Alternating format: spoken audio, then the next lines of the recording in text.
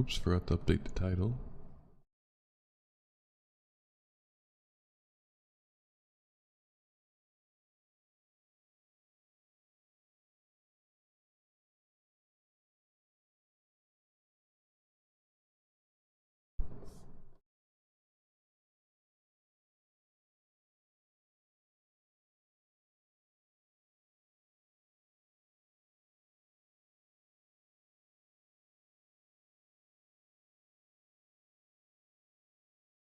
Alright.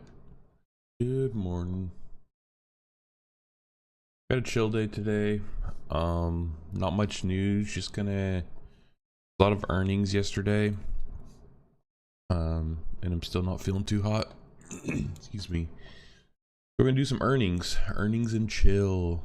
Just kind of go over some earnings, see what we could find from them. Maybe see if there's any larger indicator, and yeah, see if we can find any cool facts. We've got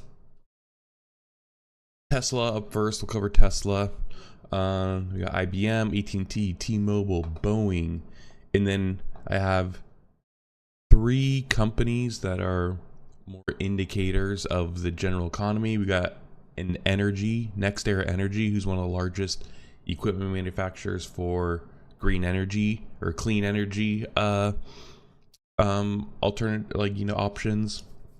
We got Taylor Morrison Homes, largest home builders in the country. We're having NextEra Energy, relating to, we're definitely having a bit of a energy resurgence or problem. Then we got Taylor Morrison Homes. Housing's a big thing right now. Curious to see what they have to say about everything in general. And then we got Knight Swift Transportation Holdings, one of the largest logistics trucking companies in the country. So trucking's a hot topic, especially with the port strikes and everything. So we'll see how they're doing, how they were affected. And yeah, and then I don't know, depending on feeling, I have a few news topics, but I might just save them for tomorrow. Yeah, let's get into Tesla here.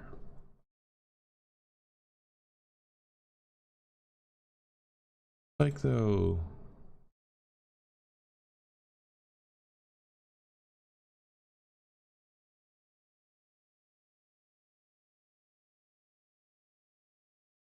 That's all they have?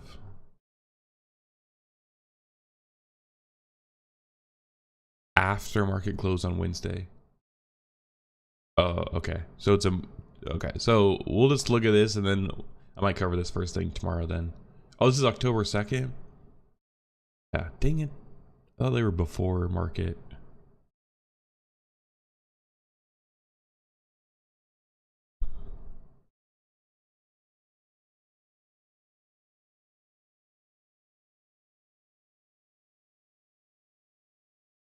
But I wonder how this compares. Yeah. Alright, we'll hold off on this. I'll hold off on Tesla then. Oh my god, the fucking Korean ads, bro. I need to uninstall that right now.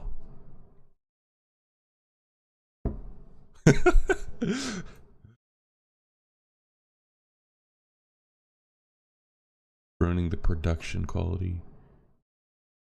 What even that even called? Handcom office.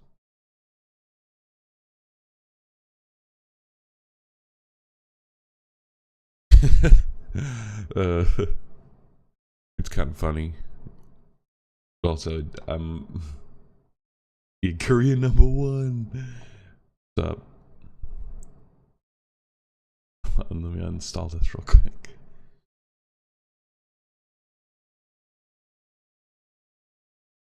Alright, Tesla's earnings aren't until aftermarket, so start with IBM. It'll be a quick stream today. Oh, come on.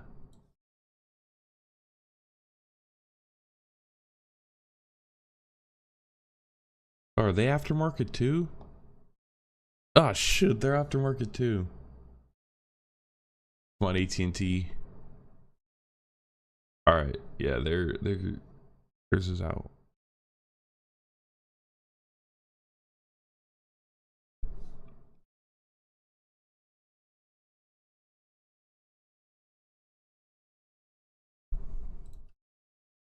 All right, run installed.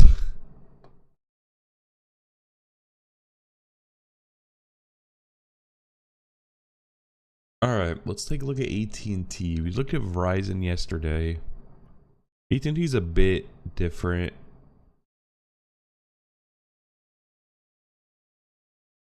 but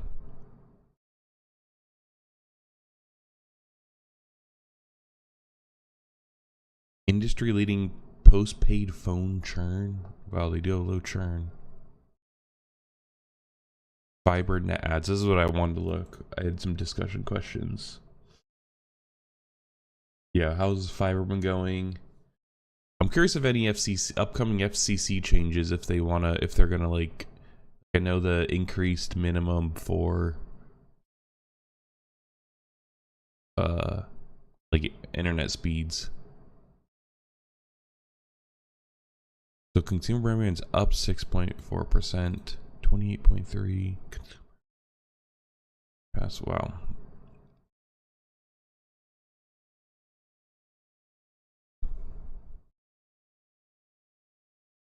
That's pretty good. 200,000 net ads for 19 consecutive quarters.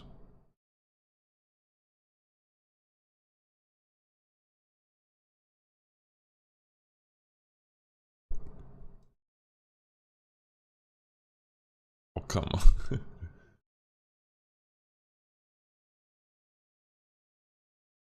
Cautionary language concerning forward-looking statements. Been reading several places about a bit of a slow in the economy. Information set for. Oh, okay. That's just typical corporate risk lingo. Grow durable 5G fiber relationships, effective and efficient in everything we do. Deliver capital. Do consistent and disciplined go-to-market strategy with a focus on profitable growth. Target under-penetrated segments and expand converge customer opportunities. Generate value by creating and maintaining high-value long customer relationships. I mean, these are obvious. Incremental run rate cost savings target. And one of my discussion questions, was, I know that was there, but I wonder, AT&T doesn't strike me as a AI beneficiary.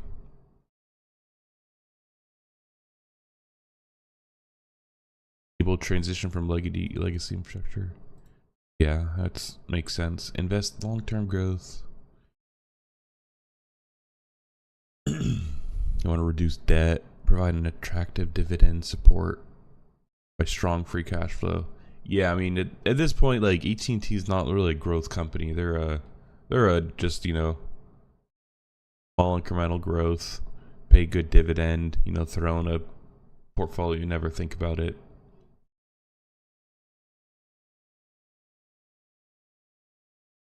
Mobility services. Maybe just mobile phones.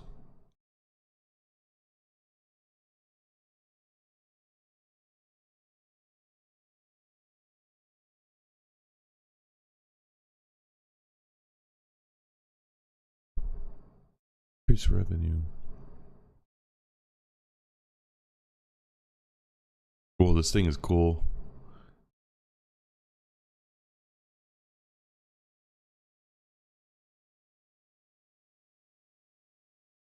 These for disaster recovery. That's cool though. I like tech like this. Expanding availability. AT&T fiber, increased opportunity for converged service options. Just barely 0.2%. Like, that's like, that could be like rounding to me. They really want to make sure they're growing on this though.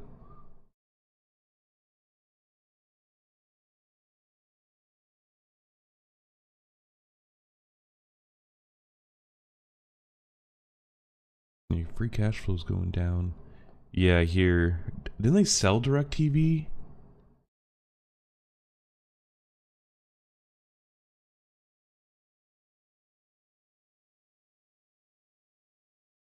Now, so it would acquire rival Dish Network from. Oh, what the heck? Is DirecTV its own company?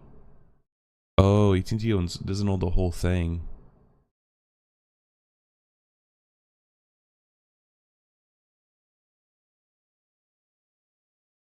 Dang. Support the Dish. That's crazy that they bought Dish Network. I thought Dish Network was way bigger than DirecTV.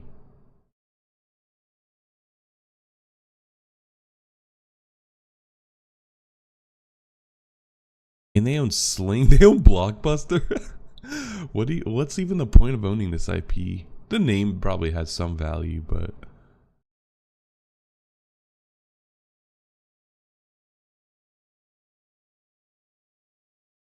yeah, CoStar owns Boost Mobile, right? Because they DishNet when AT&T or when T-Mobile bought Sprint, they had to sell off Boost Mobile because they had Metro, which are like, and so they sold it to Dish Network.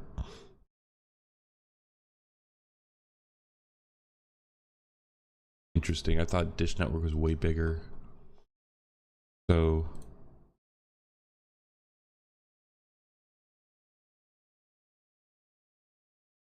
hmm.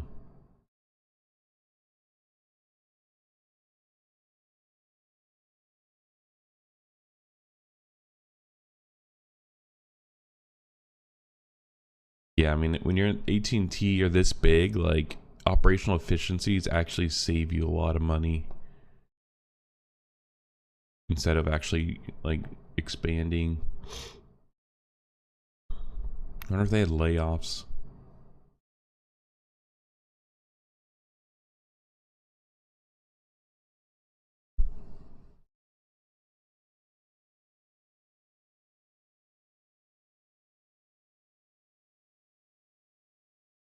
Impacts, work stoppage, internet air.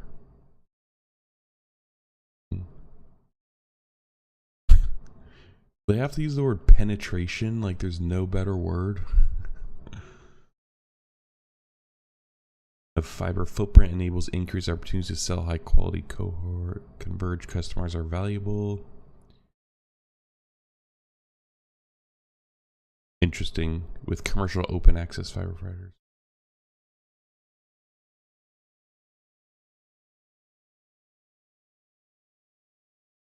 FirstNet. Interesting. Don't know what that is.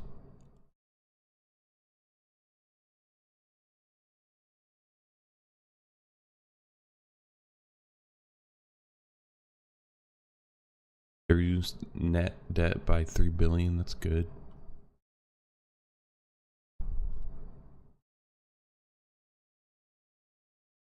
About 7% increase. That is pretty. That's pretty good.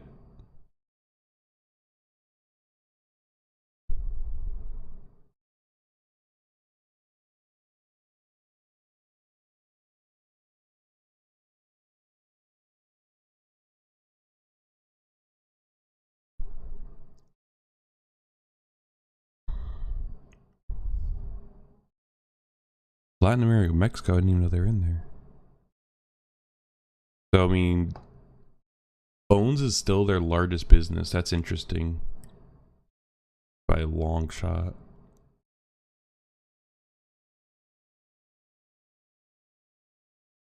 I wonder if they said anything about data centers.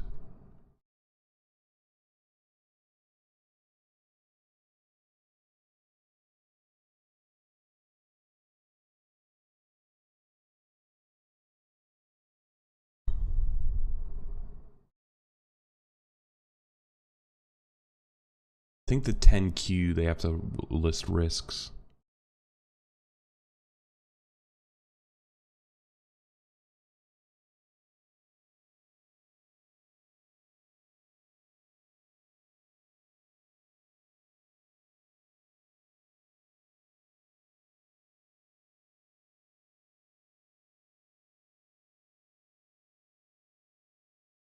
Spectrum acquisitions. I wonder what that means.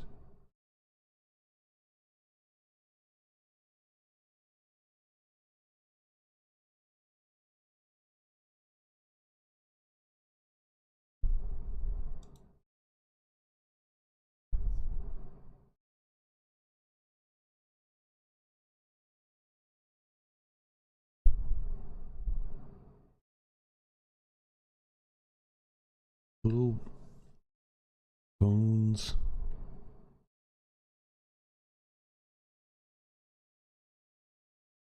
So this churn does seem really low, like less than 1%. We'll look at T-Mobile here next.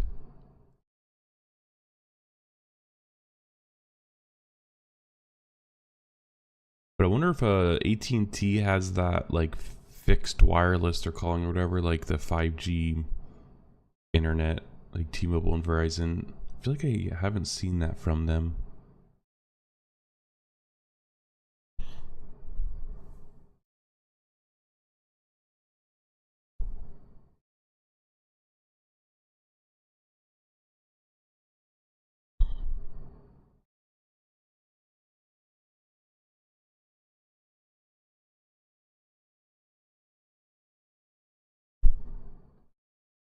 Dang, they will settlements.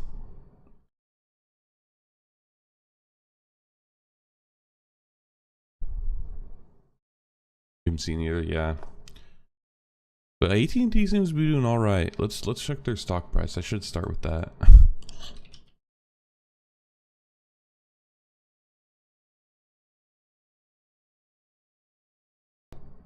Oh yeah, they're doing good. They did good earnings.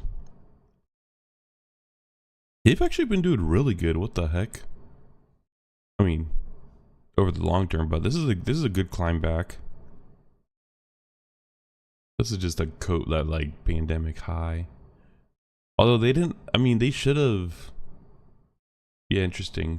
I feel like they shouldn't have. I mean, everyone's at home. Maybe they're actually maybe they probably incurred a lot more cost. Yeah, I wonder if 5G.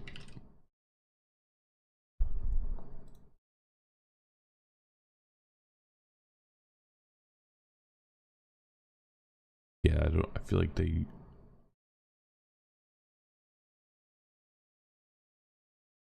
Oh, air to air. That's what I did see that.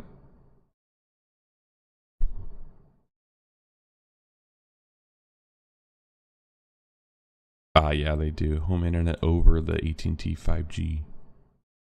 They must not be pushing it as much. All right, let's check T-Mobile.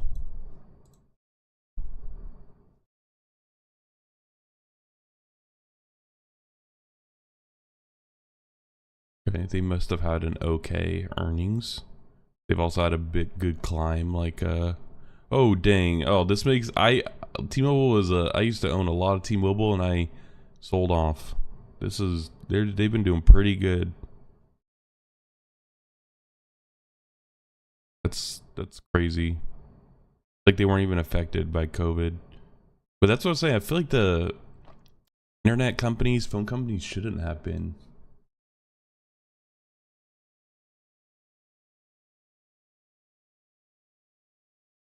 Dang it, are they after hours too? No. Oh wait, that's Q2.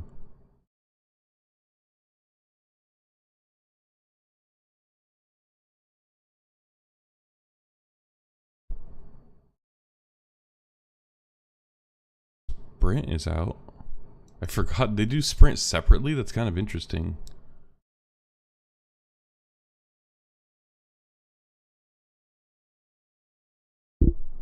True, investments in infrastructure. Yeah. T-Mobile is interesting because they actually do own a lot more cell towers than some of the other, like in recent years they've bought up a lot more towers and also like bands from the FCC. Like like the government auctions off like bands of like five like I'm blanking on like how to what it's called, but like cell service. They essentially sell like you know, like the 5G, like that's new, and the, you know, they essentially, the government auctions off those like licensees to have that like certain frequency bands for like cell phones, and T-Mobile bought a lot in recent years, like a lot more than AT&T, Verizon.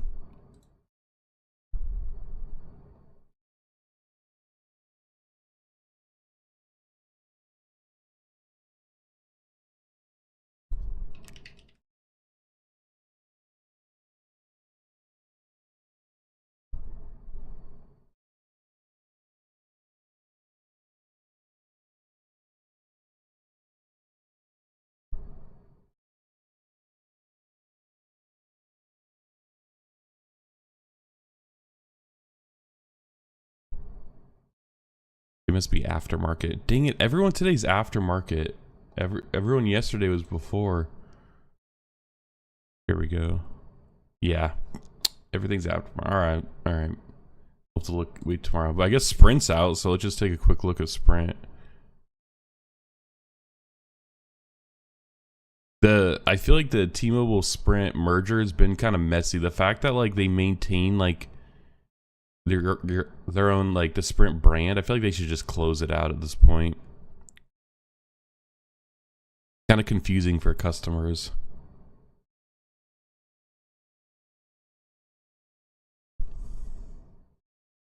Wait, is this 2019? Bro, what the heck? I'm all over the place.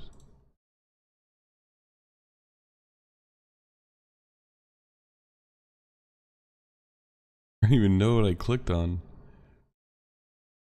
All right, yeah, T-Mobile's hold. We're waiting, I guess. And we got Boeing now. This is the juicy one.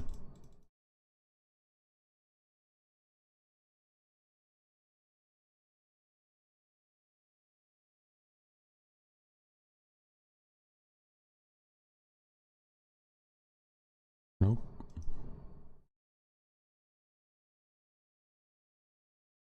Dang it! Are these after? Oh, are all the bro? What's up today and everything being aftermarket?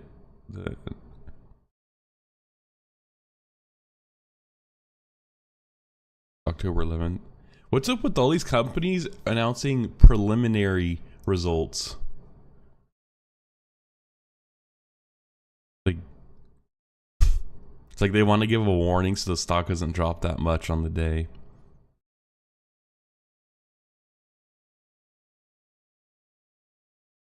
I guess they released the presentation.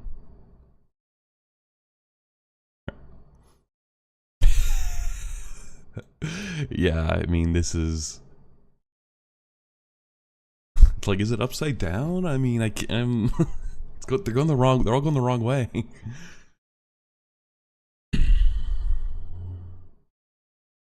Yeah, so I mean, discussion questions I had. Yeah, how did the strike impact operations? They essentially sold off a part of the company. So I mean, like, how's that going to impact like their revenue now? Like, what did that? Because they needed money for to pay the bills. And then, you know, what's going on with Starliner? And I swear Boeing had some contract for the International Space Station, and we were giving them a lot of money to like maintain something, but maybe not. So I was just curious if they were ever if they talk about that. But let's look. Okay, so this is commercial airplanes. 4 per month. Returned to 5, so they had to drop down.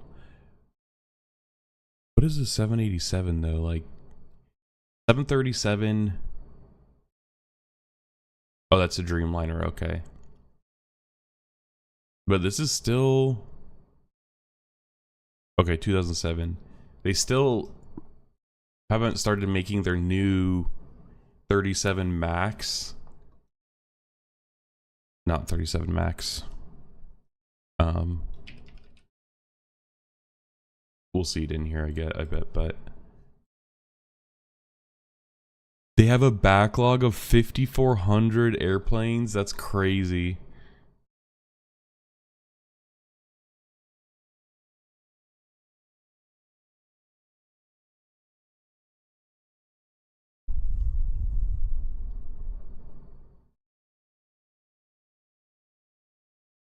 So they have a $500 billion backlog. That's crazy.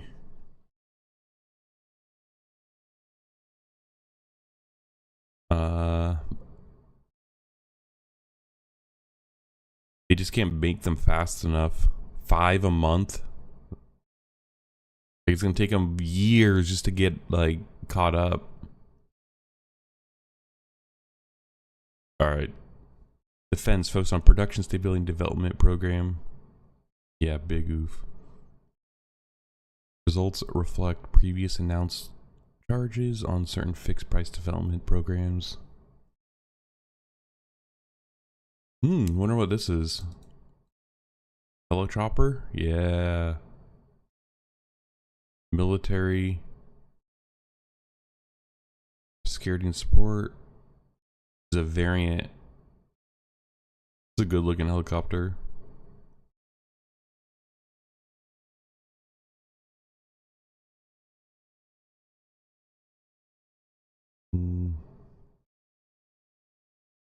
For 2 wedge tails. What are these?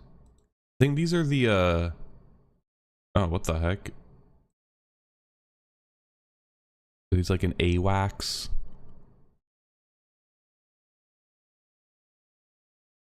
Yeah, yeah. The twin engine. Yeah, early warning. Yeah. Control AWACS. Oh, this is the new version of it. This is the new version. Interesting. So like, I mean, like, but like, do they even make, like, they have to be just making thin margins, like 2, it's like, okay, whoopee, a few $1 million, like Boeing makes at least. Honestly, I didn't really either.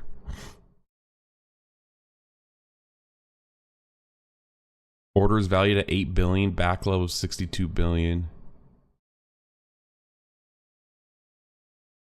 Dude, this, like, look at the operating, like, this is so bad. Like, the strike is definitely fucked them, but like this had nothing to do with the strike. I don't know if this is necessarily bad, but because like they may just, like, this just may be how they do business because they could only get things out so quick, but they need to like hire more, get more plants, like, I don't know. Global services. Or the KC-135 spare contract. KC-135 is a refueler. Yeah. KC-135 looks cool. Young Tigers. Dang, they have a huge backlog. Bro, they have like a $500 billion backlog, bro.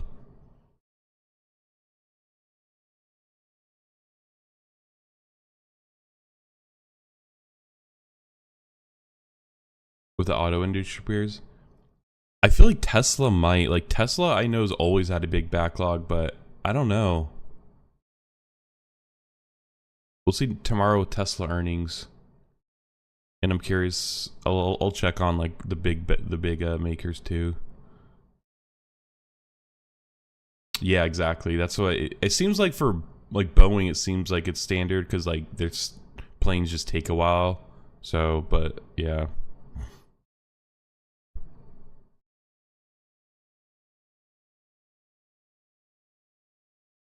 Yeah, they're like debt rating is might, you know, kind of go down. It's like prioritizing investment grade rating, and that would not be good. Won't be able to sell it for as much. They have so much debt though. 60 bill seems high. Wonder if they're, yeah, like, yeah, I mean, like, this 10 bill cash. They're burning like over $1 billion a month for the strike, just like to keep doors open. And this actually doesn't seem and then they sold off part of their business for like 25 billion to get money, because they're like, bro, we need money. So I wonder, I don't know what's going on with that.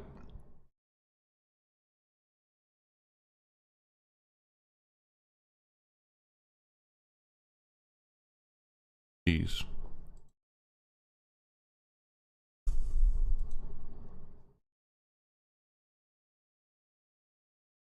Customer companies related to recital with too much debt, serious lapses in performance.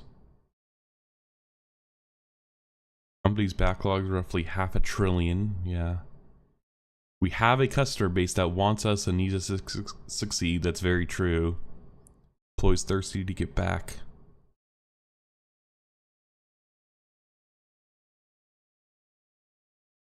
Yeah, cultural changes, stabilize. Yeah. Yeah, safety and quality, bro. That should be their #1 priority right now. Like, that's why people like have the negative view. Review with the FAA and criteria, more measured systems. Yeah. Managing our balance sheet. Yeah.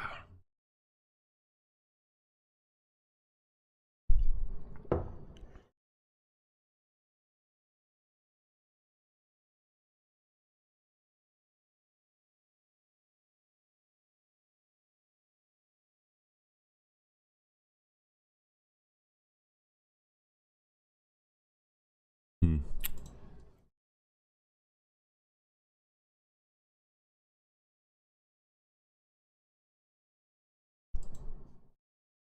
Oh, here it is. Okay.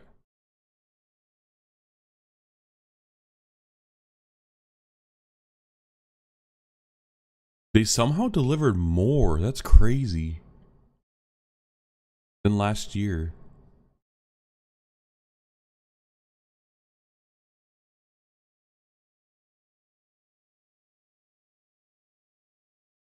But this is this slow. And negative, down 22%.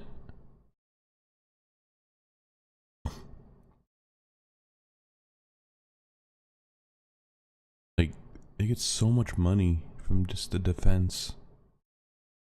Oh, here we go. Okay. Actually, they do add. There's good information down here. Yes, 77X. This is the new plane.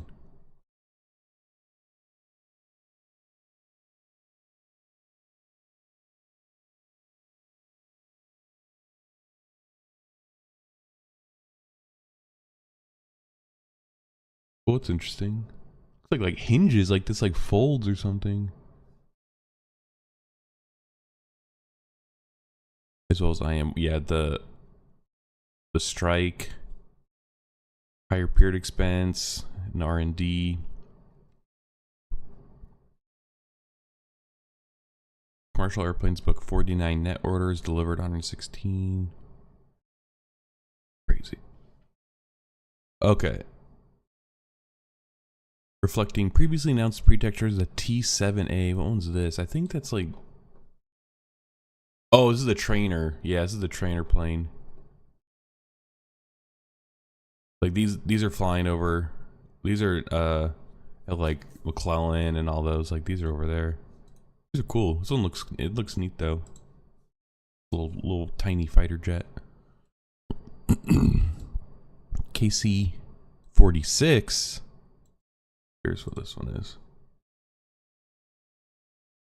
This must be like, I think this must be the new KC-135, like the new refueler.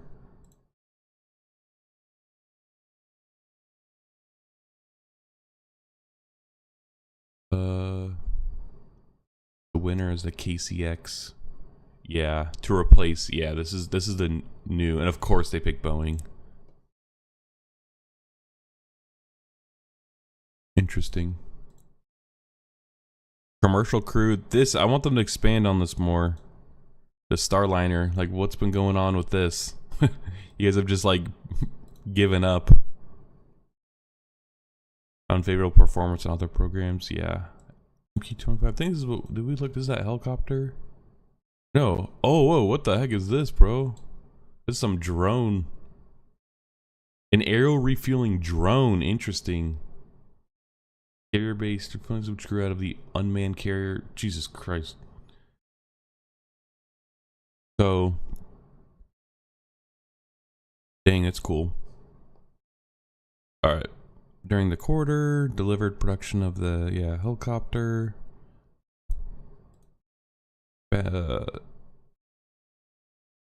Orders from customers outside the U.S. Interesting. During the quarter, agreements for landing gear exchange programs with all Nippon Airways, a KC-135 spares, U.S. Air Force. Interesting.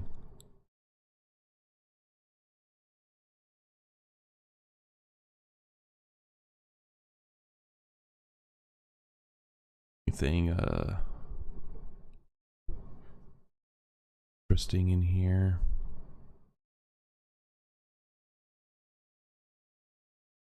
Reach forward losses. That's interesting.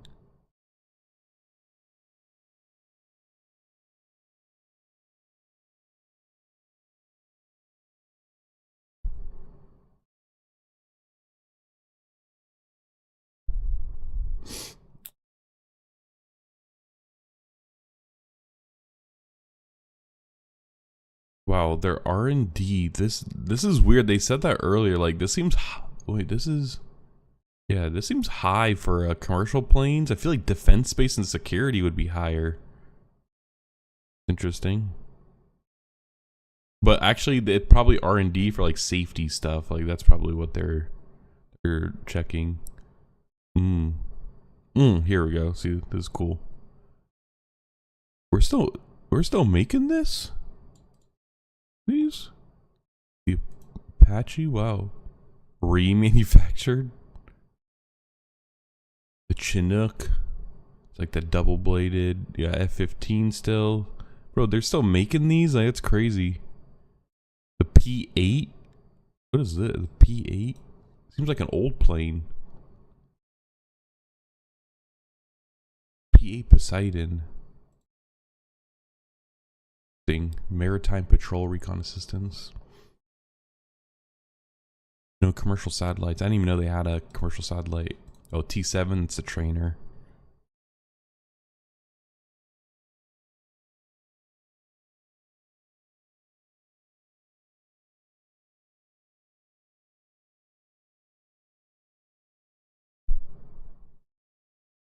Interesting. All right. Boeing's hanging in there.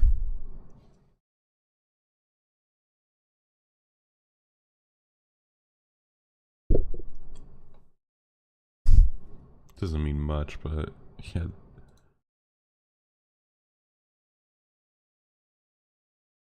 Oh.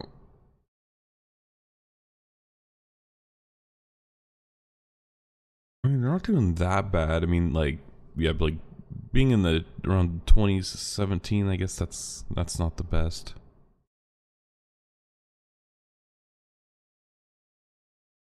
2016, yeah.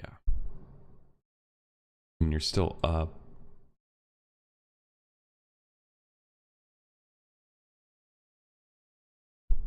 Not the past 5 years. All right, let's look at hopefully these are not after hours. I didn't realize everything would be after hours.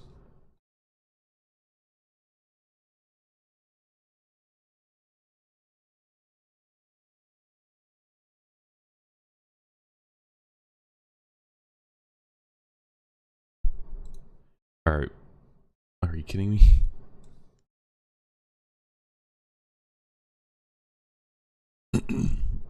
Next, we got Next Era Energy. They're one of the largest clean energy equipment manufacturers. And so I'm curious if they have any insight into growth for just the energy. Here we go.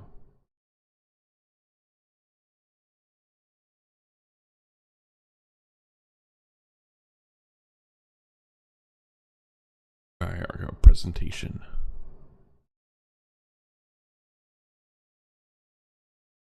We'll just look up next.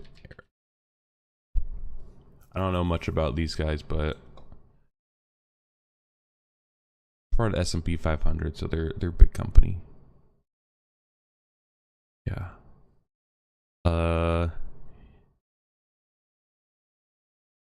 American Energy Company, 58 gigawatts of generating capacity.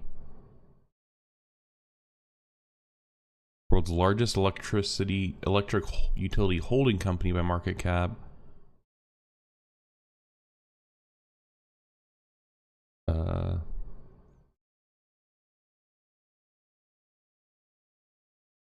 World's largest generator of renewable energy from wind and solar. That's what they are, okay.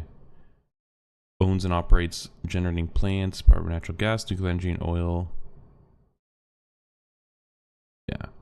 I just want to look at a large energy company just to see if there's any trends with like data center stuff, AI.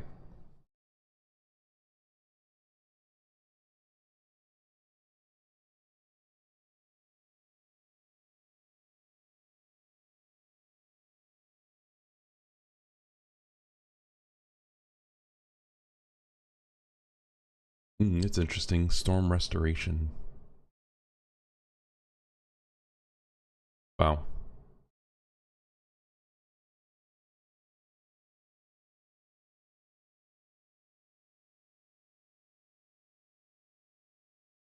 Restored essentially 95, like almost like, what does that essentially means? That's a weird word to put in there.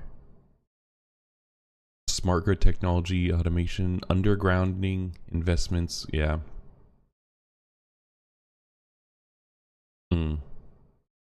This is what PG&E I think is doing because of fires and shit, like they have to put everything underground.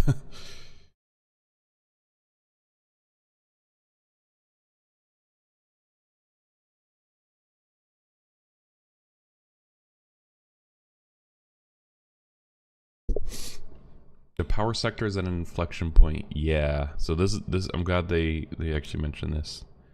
By 2040. Wow. So from 2000 to 2020 it only went up 9%, but now from 2020 2040 it's going up 55. Interesting. I feel like that's even like conservative.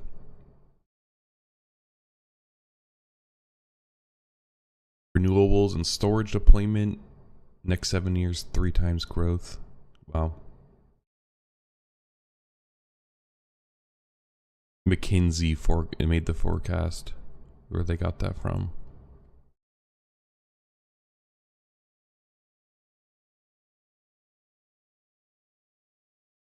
Where's one? Oh, this. Okay, so that one is. Oh, so that one's just by the government.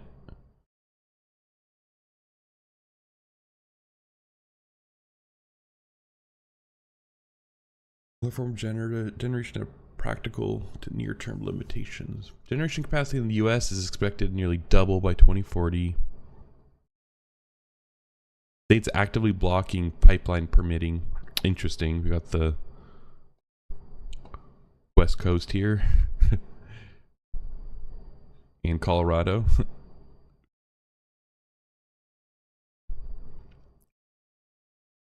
20 merchant nuclear plants in the U.S. I don't know what that means. 2 merchant nuclear plants and 1 potential recommissioning west of the Mississippi.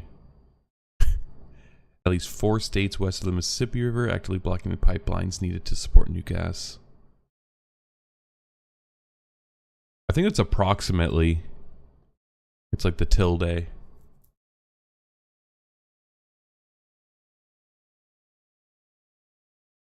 Yeah, it's the squiggly. Merchant operating nuclear.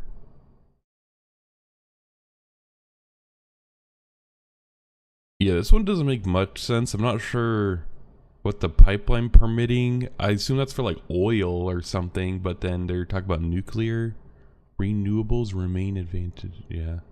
Maybe that's their point, is that like there's not really many nuclear power plants, and you know you can't like lay pipes, so like maybe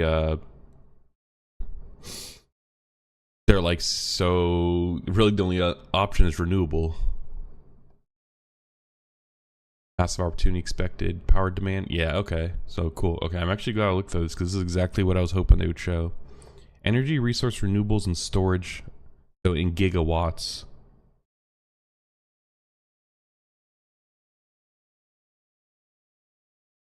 2023.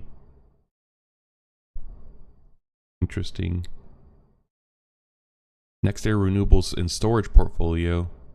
2027. Wow, they're gonna 2 times 81 gigawatts. Like that's some power. That's a lot of power.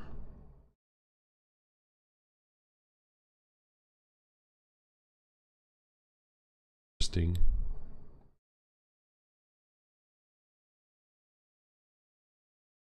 I don't want to buy. I would never, like, I just think it's a little weird about the not having like a like selling power for profit. I still think that's a little weird, like, because they operate, they like are like a PG&E in Florida. I just think there's just the motives are just a little misaligned. Focus on making smart capital investments, bills low, reliable electricity. Oh yeah, see, Florida. Oh, this is. Oh, so dang, this is interesting because I guess like if you're a power company, like unemployment and everything like that, like where people might be at home more, might, you know, use more power, so they might have to track that. Like, what is this? Florida unemployment and labor participation. I guess, yeah, if the economy's doing well, then people are gonna use more energy.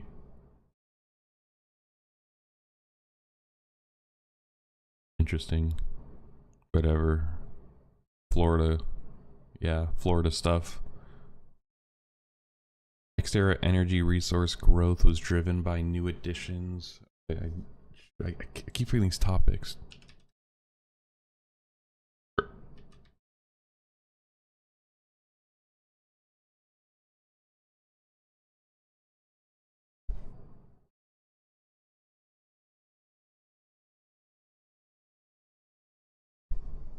I don't know.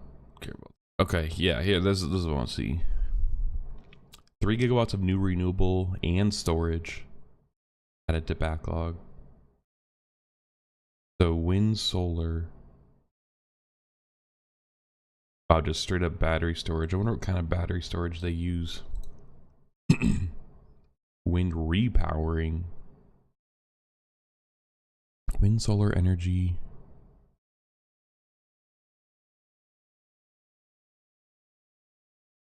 They have a 24 gigawatt backlog. Interesting.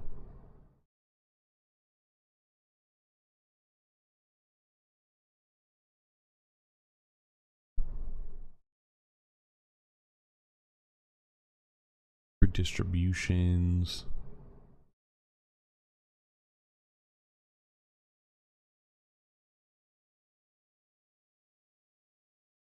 Dang.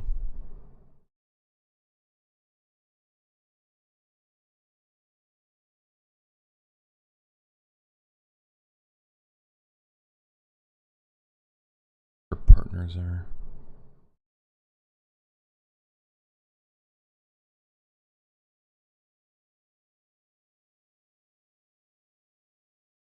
Hmm. So they do have nuclear. Interesting. Oh, wind production index.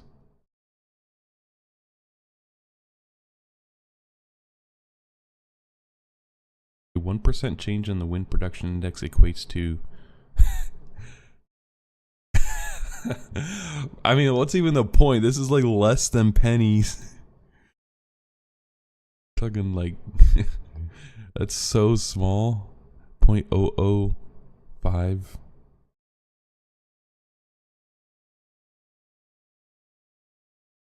The third quarter, fourth quarter. Oh, so 2024.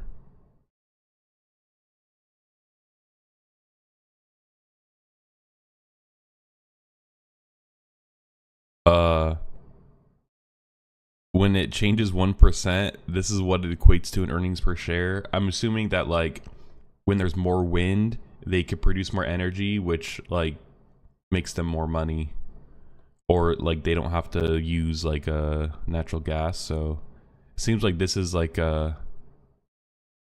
a measure of the actual wind speeds available for energy production for the state.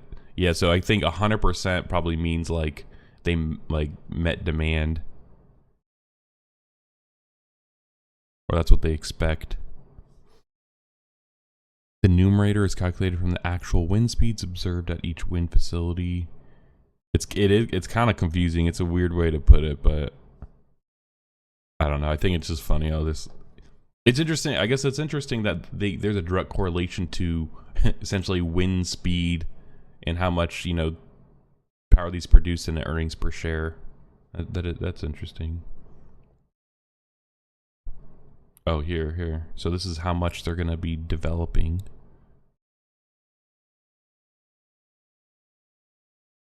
I mean, storage is not keeping up.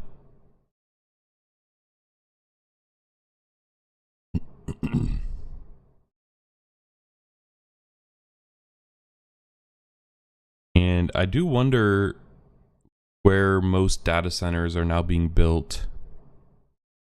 I assume it's like Midwest, just because cheap electricity, large flat land, especially AI data centers. They don't necessarily have to be close to customers. They more so need to be close to each other for training, moving large amounts of data.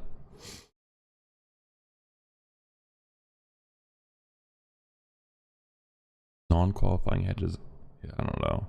And I don't really get how energy companies run, because like they kind of do some, I don't know, they just run differently, with like being sort of a public asset and like hedges. Like what are they hedging?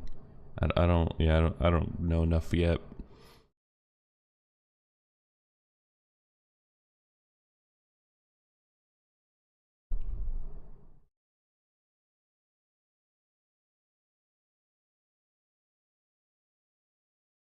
Energy companies historically do better under Republican presidents, though, so if Trump wins, it'd be worth it to pick up one.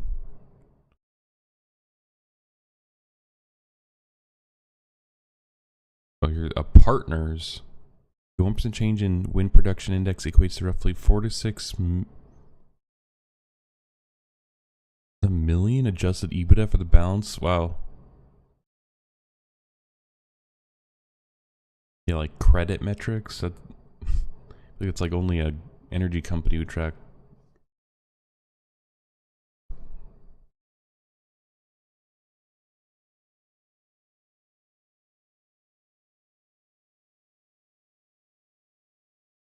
$11 gigawatts.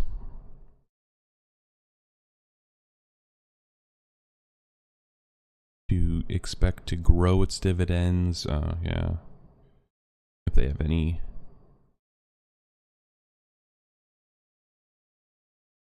Clean emissions free. From 7 commercial nuclear power plant units in Florida, New Hampshire, and Wisconsin. Interesting. Yeah, this company might be a good Jesus Christ, that's small. Good one to look into for a future. They have nuclear and clean energy. Like that's a pretty like broad spread.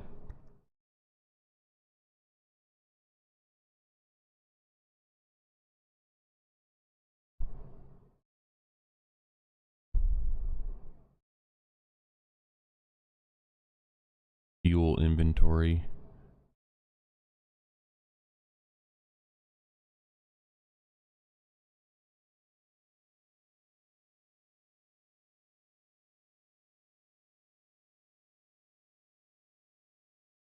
Yeah.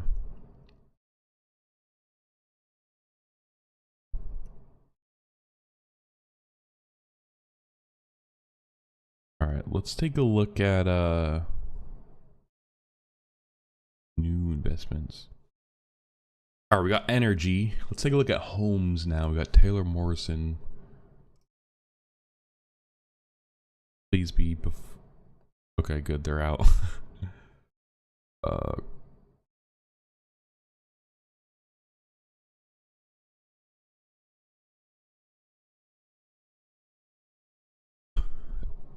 all right, let's see how the housing market's doing.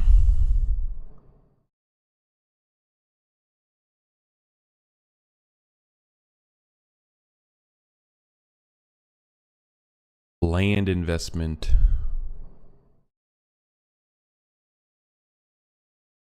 Bounce to be.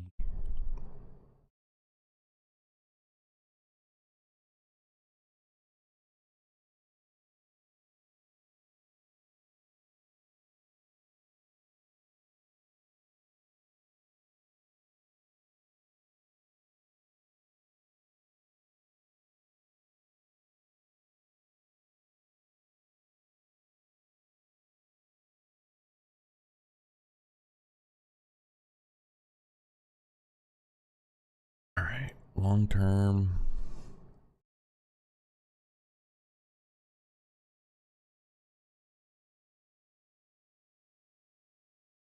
Like low to mid 20%. It's just like they don't want to put an actual number because like low 3 range, like why can't you just say like 3.0 to 3.3?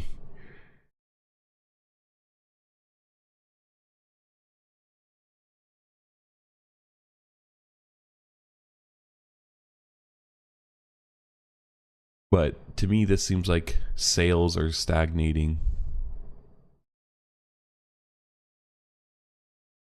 We have vague. Exactly. Here we go. Okay.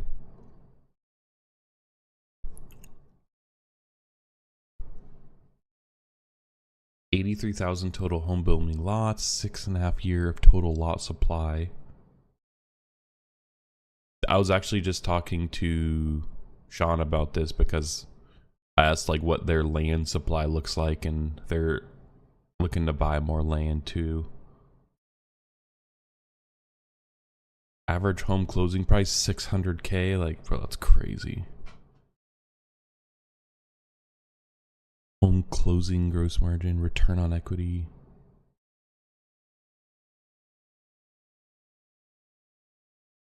I wonder what this 3.2 means. Like, no way 3.2 selling houses. Like, it has to be like base. Ooh, here, interesting. Yeah, see, Taylor Morrison, these are like high-end houses though. Like, these seem nice.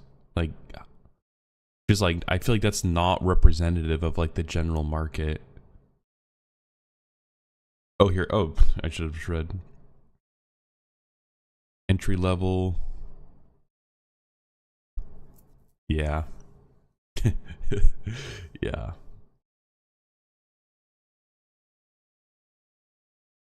Resort, move up. So that's interesting. Less, or like mid-size housing, not entry level. Attractive, coast to coast. Yeah.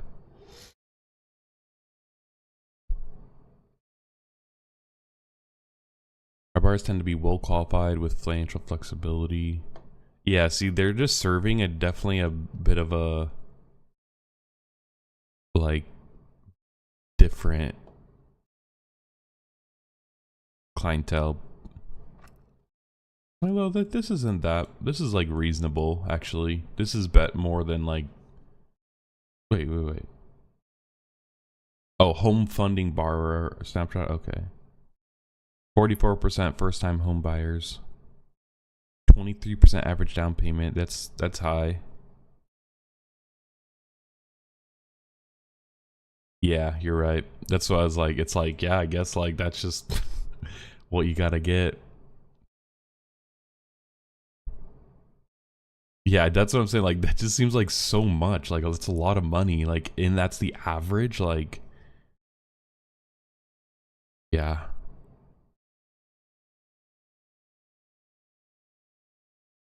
Conventional loans, 6% VA. This is surprising, considering the 44% first-time home buyers not owned a home in the prior 3 years. Interesting. Yeah.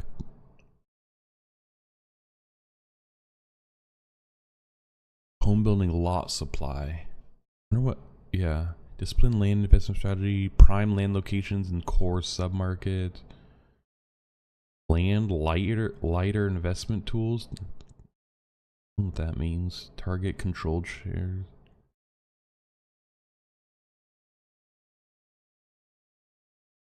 Dang, land spend 2 billion, 2.5 billion. That's a lot.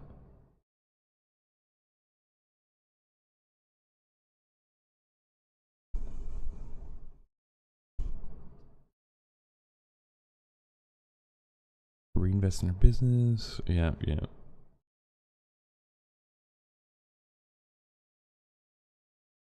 Do a lot of share buybacks. Prudent balance, significant investment to achieve.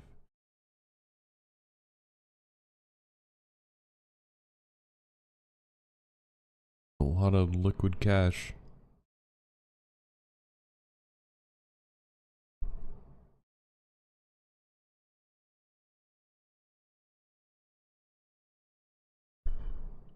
Digital sales tools, a modernized home buying experience. Dang, 58%.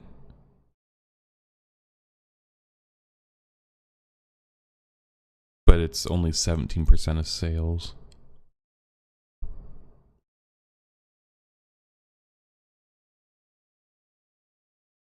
Yardley. What? Our growing build to rent business develops single family rental communities designed to cater to consumers seeking alternative traditional. Yeah, I don't know how I feel about this. These like corporate rental properties. I just watched something about some other for-profit rental thing, and there's a huge one in Sac. Really, dang. I don't know. Just again, like I just feel like there's just a misalignment of incentives. Yeah, they're incentivized to eke out as much money as they can, and that just sometimes doesn't align with the well-being of someone's home. Yeah. They have 340. This is like apartment metric things. I don't really know what these are, like rental. They have a lot though, 340. What's it called? Yardley? Fourth quarter home closings. Yeah, I don't know what these means. These mean.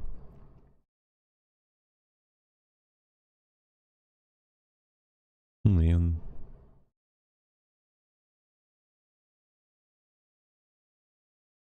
Oh, here. West Coast.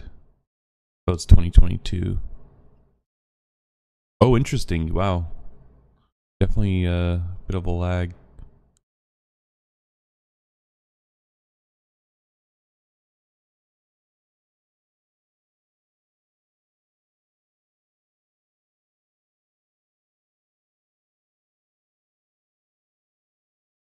Smaller margins on the West. Wow, that's actually significant.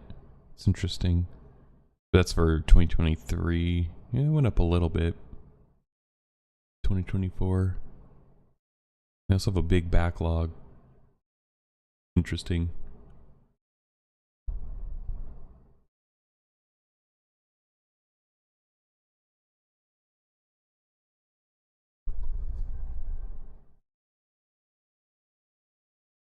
Looks like scrolls weird.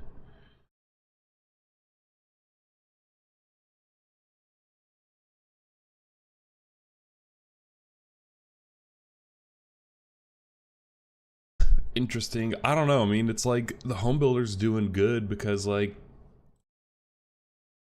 demand is high and they can't keep up. So I mean, I guess like yeah, makes sense. I guess it doesn't really indicate much besides that home builders are doing good.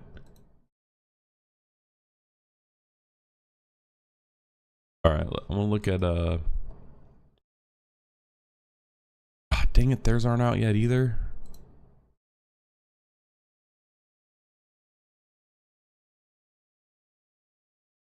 All right, I'm just gonna look at transportation, but looks like there's aftermarket. All right, guess leave these for tomorrow.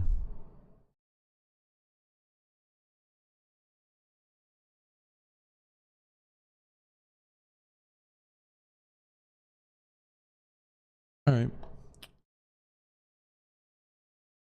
All right, then I got one news topic today. Got a short stream today. Netflix was, where there still are into games, I guess. You could play games on Netflix. See, let me see if they're there. Let's go to Netflix.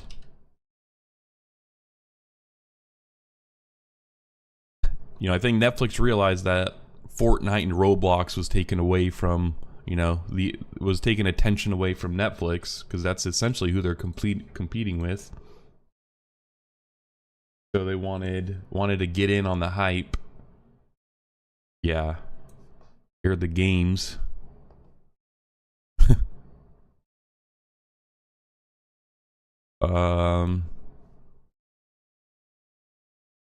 And so they got a AAA studio and now they're closing it.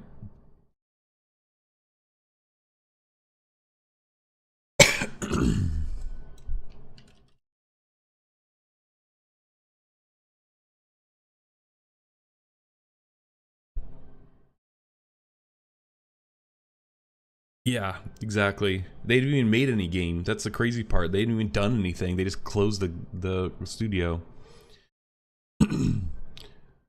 Quietly closed down of its studios, the first in the 3 years since the company began its foray into gaming. And Netflix announced hired former Overwatch executive producer to run the studio. Brought on some game industry veterans. Multi-platform AAA game for an original IP, but was closed before the game could be announced or even released. Yeah, I was like, original IP though. I mean, that is rough.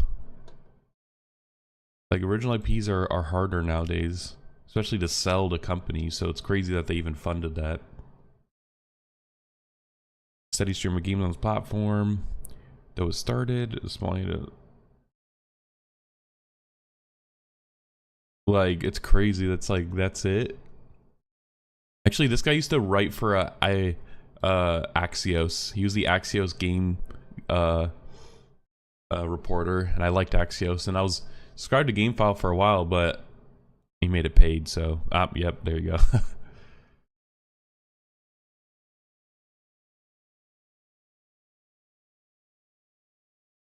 Wonder how much they were burning though. Like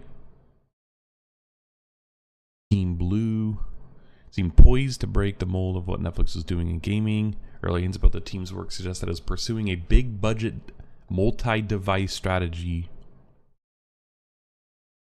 Yeah, and I guess like the games are essentially like mobile games, and I guess that's kind of what Netflix was going for. So Netflix wooed Overwatch executive producer.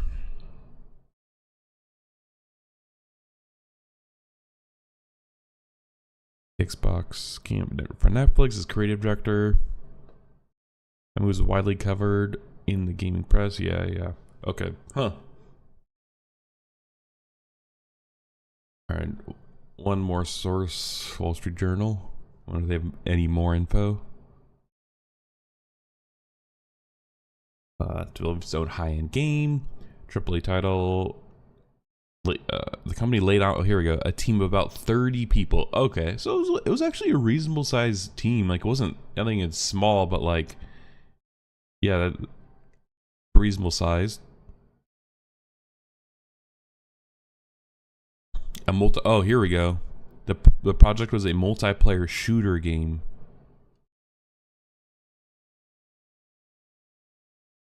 I mixed feelings about that. That's interesting. I guess it makes sense considering that they got Call of Duty, Halo, and Overwatch veterans. That would make sense.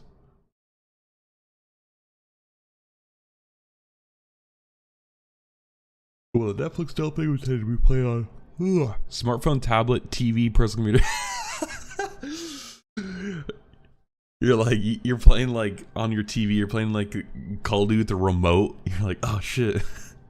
You're playing a first-person shooter with your TV remote. Your like Roku remote or some shit like. Netflix Game Controller, a new app that can turn any smartphone into a controller so that games can be played on TV or computer. PUBG Mobile, yeah. And I think those games are actually kind of popular. Like same with Call of Duty Mobile. Like, I mean, it's definitely a type of person who plays them, but like I think they legit do have like a community, or at least a market for people to play and buy stuff in the game. The company's testing the app, and yeah, okay, so interesting. Still put AAA games from third parties on this platform. Earlier this year, company added 3 titles. Take-Two. Yeah, like as a company, like this is such a good way to just make money from old portfolio items. Like Take-Two, it's like, bro, they have, like old Grand Theft Auto series. Like, sure, if someone wants to pay us a license to put that on there, like, it's not like we're making much money from it now. Like, it's a good way to revive old assets. Netflix in June replaced its head of gaming, Mike Verdu, with Alan Tascan, who was previously executive vice president of development at Fortnite. Ah, yeah, there it is. Taking on a new role at Netflix involving tech and innovation for games. This guy was ousted. Independent game journalist Stephen Totiller reported the cancellation of AAA development. Reported its most... See, this is what's always crazy, bro. Netflix reported its most profitable quarter ever, despite slowing subscribers growth. It's like typical game... it's like, I'm sure that they might have some insight, but I don't know. It's crazy. Yeah, keep its users coming back. Streaming services when their favorite shows are between seasons and attract new subscribers. And then advertising. Yeah, diversify revenue. But multiple game studios create original titles licensed from other third parties. Building up the business has been challenging.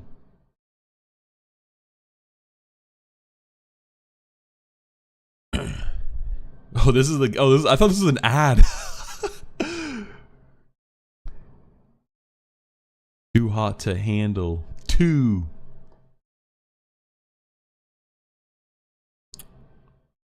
1% of total Netflix daily active users play its games. Like, is that even worth it? 1%?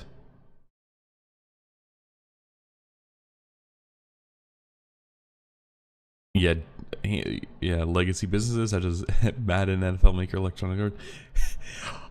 This is funny. I'm just imagining the typical Wall Street Journal reporter, like, like reading this, like about like interested maybe in like Netflix, and then they're like video games. Like they can't like think of a video game, and so I doubt, like, I mean, Madden is very popular and like but like they have to use Madden as the reference for EA because like football video game, like to like get with with their customers or the readers. I don't know. Call of Duty developer Activision. Consumer spending on game content of all kinds has barely grown, and game companies have laid off tens of thousands of workers. Normies, yeah, I guess, yeah. It's like football. Netflix has been considering ways to make more money from its games. Yeah, those could offer in-app purchases. Yeah, I don't know. It's kind of just they need to keep growing and they need to keep making money.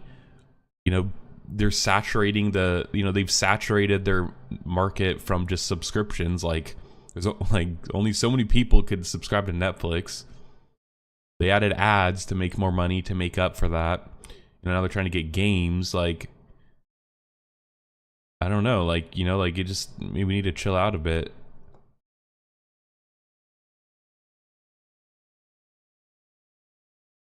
Yeah, in-app purchases, microtransactions, charging for sophisticated games, giving subscribers access to games with ads in them. Like you know, it's like, come on, like if 1% of your total daily active users are playing your games, like even less of it are probably on the ad plan playing the games. Like that's no money. Like it's not even worth it. Like come on, don't just shove ads in another place. Testing the ability for players to stream its games from the cloud to smart TVs and other devices. Interesting. Yeah, games with tie-ins to its own shows and movies. See, like that's like legit. Like that's a good marketing strategy. That's how you get people to play games. You know, you make, I don't know, like Altered Carbon. You make an Altered Carbon game.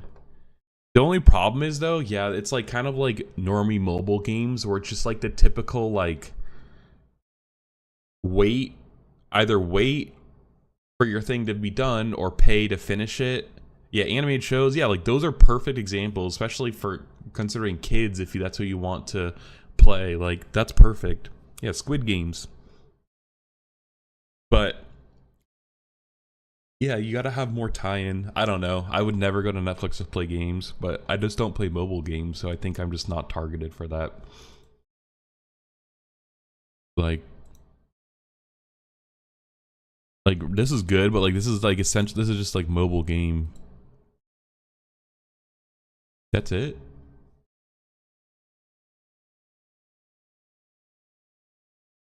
Like what if I wanted to look at more games?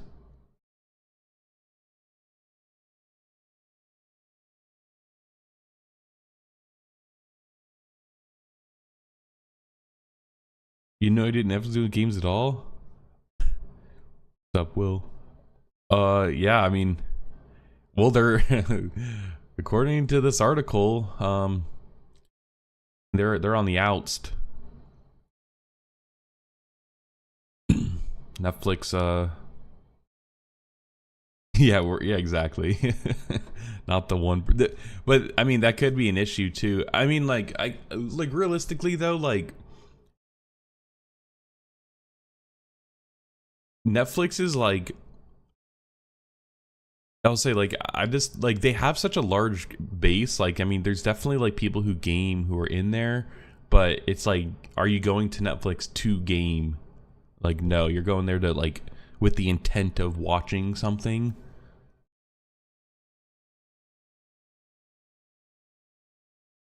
Like let's just try it. Let's just, what? I don't want to enter full screen. All right.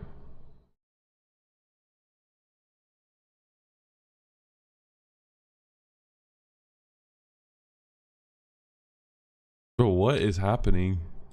Can't even play the games.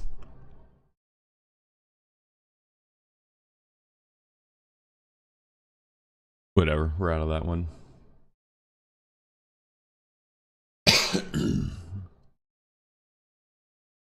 uh yeah. So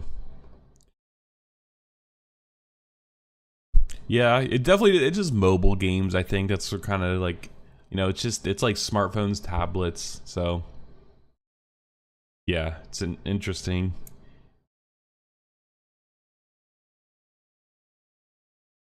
I'll do one more. Let's do one more story. I'll keep the AI trend going this week.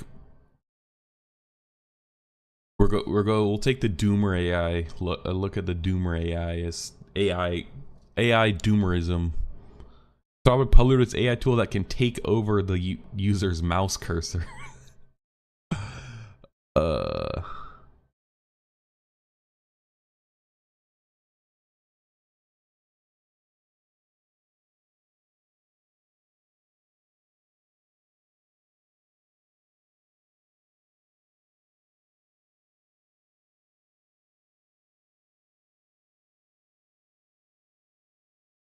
Computer uses for automating operations. Like this is like this Tesla cyber taxi of AI. It's like, oh, when you're not home and you're not using your computer, let the AI take control. We could do things for you. Make money while you're gone.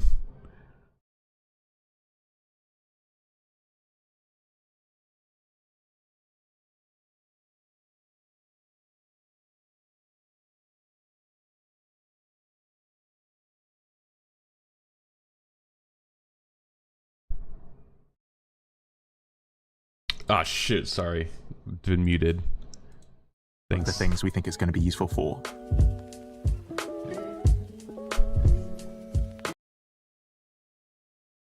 Claude is generating all the computer actions shown here. This demonstration was recorded in a controlled environment with some supporting infrastructure. I hope it's controlled. We're going to be going through a quick demo today.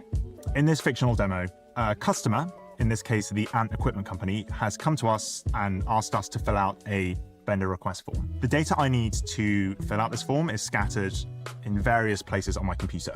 What we're going to do is ask Claude to look at the spreadsheet. Please fill out the vendor form request. Vendor request form for Ant Equipment using data from either the vendor spreadsheet or search portal tabs in window 1. List and verify each field as you complete the form. Check if Ant Equipment is in there, and if not, move over to the CRM and try and find some more information there. Once it has this data, Claude's going to then fill out the form for us and hopefully transfer the information across to the vendor form. The first thing that's going to happen is Claude's going to start taking screenshots of my screen and quickly realizes that the Ant Equipment Company isn't actually in the spreadsheet. So the first thing it does is it swaps over to a CRM and searches for the company we're interested in.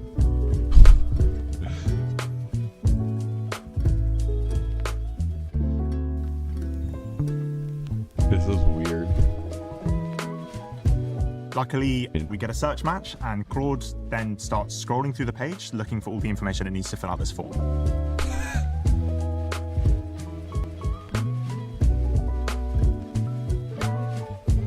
Claude then autonomously starts transferring the information across without me having to do anything. And goes through the steps and fills out all the information needed. And then submits the form. This example is representative of a lot of drudge work that people have to do. This is available in the API. We're excited for people to try it, and we should expect things to get a lot better over the coming months. It's available in the API. Interesting.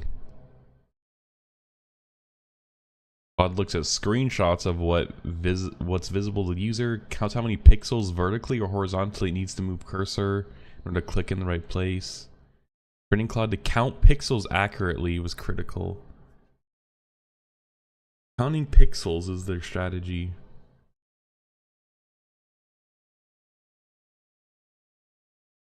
Yeah, how many A's are... yeah. It operates by taking rapid, successive screen grabs rather than working with a live video stream. Miss short-lived notifications.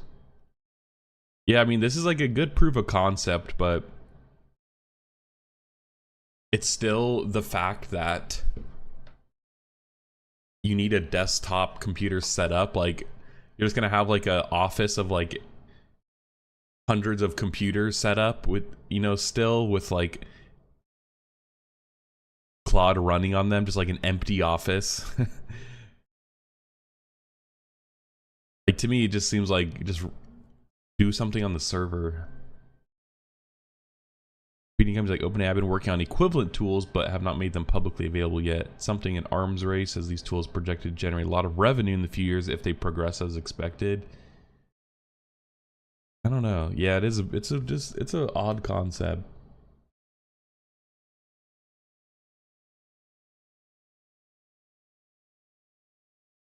Ongoing argument about these types of tools between it's just the tool that will make people's jobs easier and it will put people out of work across industries like a wrecking ball. Both of these things could happen to some degree. Yeah.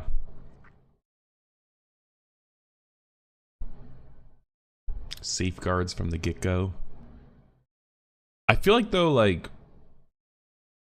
we're not like the AI we have now is still kind of dumb. Like, Like, it can't think for itself. Like, it just can't, it just doesn't really, like, it's just not there yet. So, like, I feel like the kind of scary, like, AI is gonna destroy us is, like, we don't have to have that thought yet. Until we get to, like, the AGI, artificial general intelligence, or, I don't know, where it could, like, think on its own a bit more. I don't know.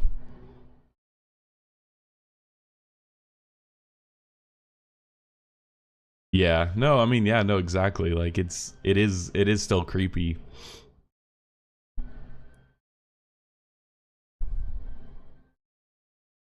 Given the upcoming U.S. elections, we're on high alert for attempted misuses that could be perceived as undermining public trust in electoral processes.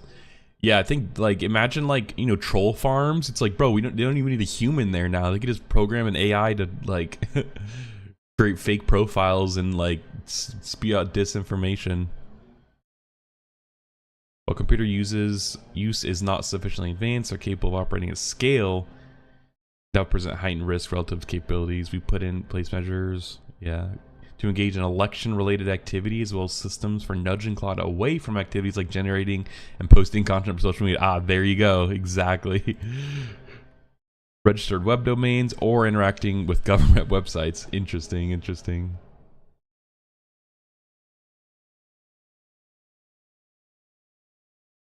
Just putting computer use out there for testing, yeah. And I think it's going to be up to like actual creative, like actual entrepreneur type of person to translate this into like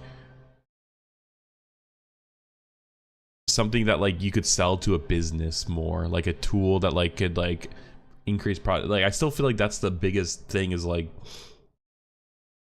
you know, we covered the AI agents I think on Monday or something, but there's really not much enterprise value besides just like a slight productivity lift right now.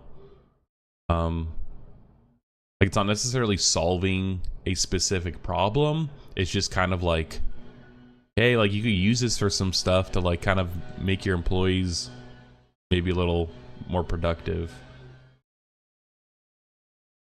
But this is interesting. Check the blog post real quick. Oh god, it's like flashbang. Computer use.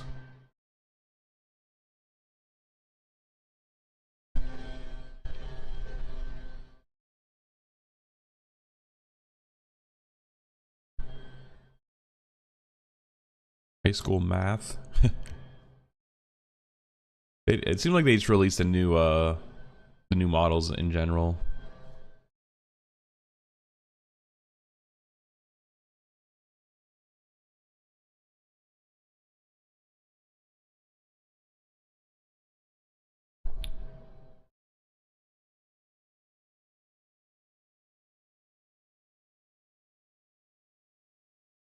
Yeah. User intentionally misuse Cloud's computer skills.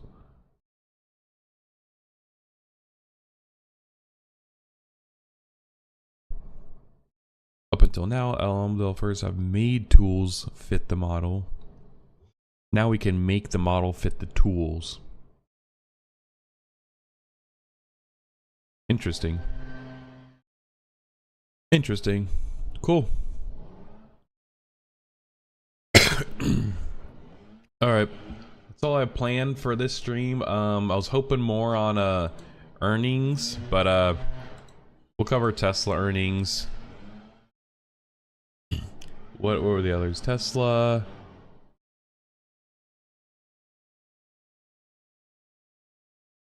At least Tesla and IBM. We'll cover those tomorrow. Sounds blowing outside. But ooh. Thanks guys for tuning in. Be back tomorrow around 8. And I'll have some more news topics to cover tomorrow. Yeah, Garden Day exactly.